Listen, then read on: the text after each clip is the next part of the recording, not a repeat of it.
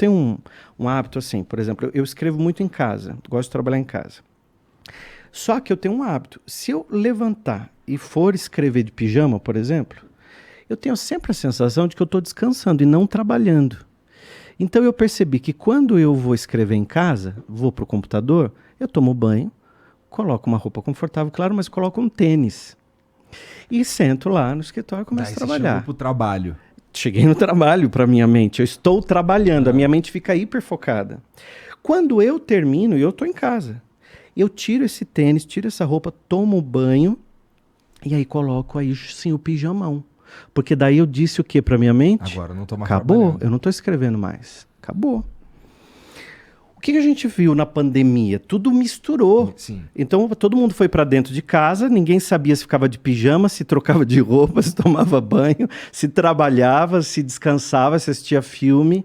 Então na pandemia você viu que isso tudo atrapalhou muito os hábitos das pessoas. Mas agora, depois da pandemia, a gente descobriu coisas incríveis. Por exemplo, as pessoas descobriram que podem ser produtivas trabalhando em casa, se organizando, trabalhando de uma maneira híbrida, né? Ela vai um pouco lá, um pouco aqui. Então a gente descobriu novas coisas de uma maneira mais forçada. Isso você tá falando do jeito que você encara o teu trabalho em casa? Cara, você sabe que eu nunca consegui aprender isso de maneira eficiente. Porque, vamos lá, eu tô na internet desde 2014 e exclusivamente na internet desde 2016.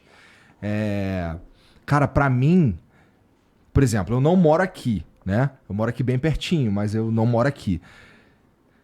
Quando eu tô assim, antes de fazer o Flow, de ter um estúdio e tal, separado, não sei o quê, que eu fazia as minhas coisas só em casa, Sim. eu não consegui me educar a... Porque, ó, eu vou te falar o sentimento que eu tinha. Não é que eu trabalhava em casa, eu morava no trabalho, sabe? Eu nunca consegui sair do modo trabalho quando as minhas coisas que eu fazia eram em casa. Isso daí, pra mim, fez um mal danado, sabe? O lance de poder ter de sair de casa pra trabalhar, nossa, é meio que pra você tomar o banho e botar o tênis, entendeu? Sim. Que assim, em casa, eu não quero falar de trabalho, cara. Agora você consegue fazer isso. Agora sim, eu moro aqui do lado. Então, assim, eu passo boa parte... Hoje não, mas assim, em geral, eu fico aqui bastante tempo. Mas chego em casa daqui, irmão, eu não quero falar de trabalho. Porque minha esposa trabalha comigo. Então, às vezes ela vem falar de trabalho. Cara, ó, vamos falar disso amanhã lá. Porque, putz, eu não sei se eu quero falar disso em casa. Eu já vi como é trabalhar, na verdade, morar no trabalho. E não curti. Achei ruim. Então vamos falar de trabalho no trabalho. Ou então, pelo menos num horário que a gente estaria trabalhando. Não, sei lá, depois que eu chego em casa, que eu já chego tarde. Que você encerrou. Isso é criar um hábito novo. Então vocês fizeram um combinado, vocês criaram um hábito novo a partir de então. Pra mim, e cara, funciona. Aqui, ó, pra mente, pra paz, faz toda a diferença, de fato. Quando você estabeleceu isso, você estabeleceu um combinado entre as pessoas que estão ali naquela casa. Então, por que a gente não tem esses combinados com as pessoas que estão em casa ou com as pessoas que moram com a gente ou só com a gente, quando a gente mora sozinho? Então, combinado com você mesmo. Então, para você criar um hábito novo, a gente pode levar aí, os estudos mais novos dizem que tem pessoas até 14 dias, outras mais de 200 dias, né?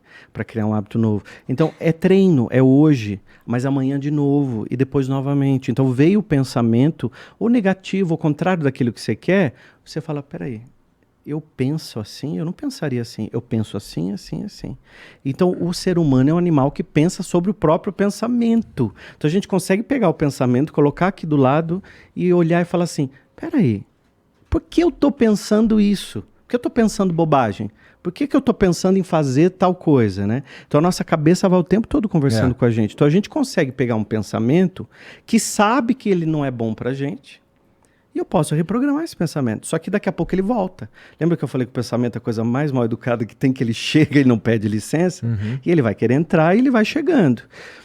Quando vem esse pensamento e você não educa esse pensamento negativo, por exemplo, de escassez, de que não vai dar certo, de que não adianta porque aqui não vou conseguir trabalhar, não vou conseguir ser produtivo, vou deixando para depois as coisas todas. Vem esse pensamento, eu vou deixando ele ficar, é como uma visita que está na sua sala, que você quer que vá embora, mas você continua servindo cafezinho, puxando assunto.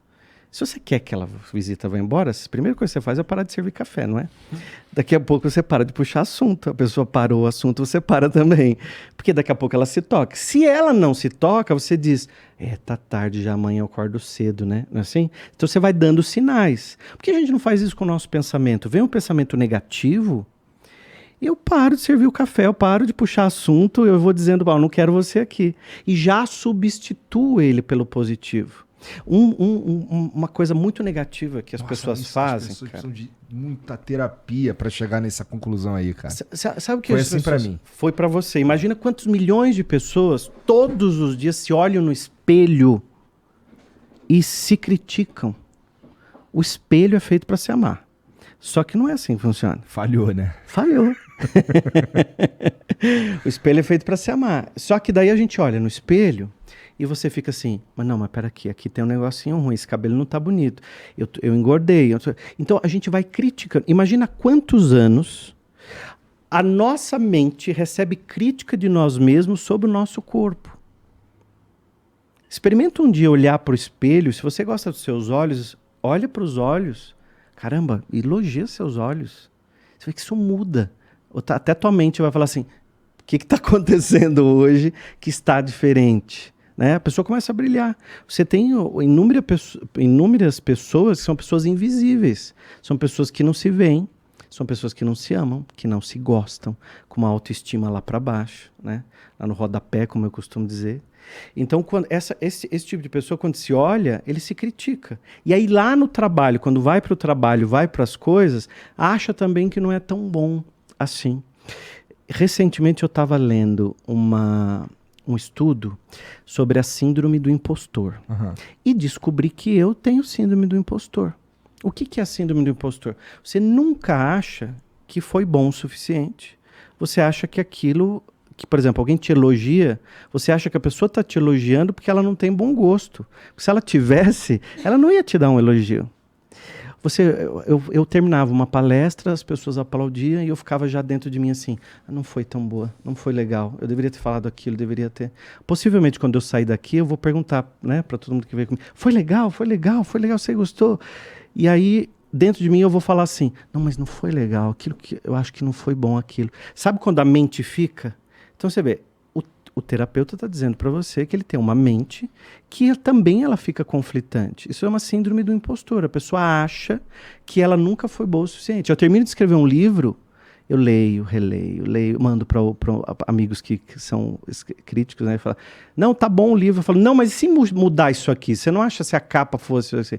Então, aí é uma síndrome do impostor. Então, o que está acontecendo? Não é muita terapia para você chegar a esse ponto. Eu acho que é uma etapa da gente se olhar. Porque a gente não foi educado para se olhar, né? A gente foi educado para olhar o que o outro pensa sobre a gente. Você tá lá criança, a mãe fala assim, o que a vizinha vai pensar de você? O que a sua tia vai falar se você não for na festa? Sua avó vai ficar triste se você não for no aniversário dela. Nesse sentido eu sou um pouco privilegiado, porque eu sempre caguei bastante porque os outros estão pensando de mim. Mas por outro lado... não é bom? Não é um alívio, assim? Eu acho. É maravilhoso. Tal pessoa vai ficar triste porque você não foi. Mas quem vai ficar triste é ela. Eu tenho minha escolha, meu livre-arbítrio de não ir. Então, se eu escolho não ir, isso dá um alívio. Porque quando você vai sem vontade de ir, está falando não para você. E toda vez que você fala sim, querendo dizer não, morre um pedaço de você aí dentro. Porque você sabe que você está fazendo errado. Para você. Verdade. Mas, não é melhor o cara se achar um merda do que ele se achar um deus? Eu acho que os dois extremos são ruins. Porque para eu me achar um merda, eu tenho que me comparar com alguém que também deve ser uma merda. Porque como é que eu vou saber que eu sou ruim? Eu tenho que me comparar. Só isso aí que você tá falando, por exemplo. Putz, eu acho que eu não fui tão bem. Tá, entendi. Sua pergunta, tá. Não sei se eu preciso... É a pessoa que se acha muito, entendi. Nesse sentido pode ser sim. Porque a pessoa que se acha muito, que ela é perfeita, ela às vezes se impede de aprender coisas novas. Isso, eu acho que sim.